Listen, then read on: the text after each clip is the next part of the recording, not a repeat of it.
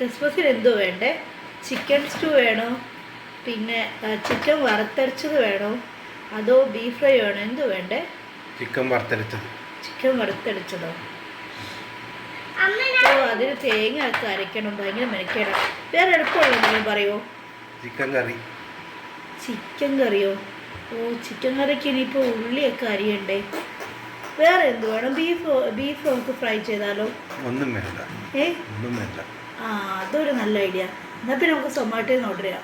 Okay. സൊമാറ്റോന്ന് order ചെയ്യാം. അപ്പോൾ ശരി. സൊമാറ്റോന്ന് എന്ത് വേണം? എനിക്കൊന്നും വേണ്ട, ചിക്കൻ കറി മതി. ചിക്കൻ കറി മതിയാ? അപ്പോൾ എനിക്കൊരു ചിക്കൻ സ്റ്റൂവേ. സാൻവിക്ക് എന്ത് വേണം? സാൻവി,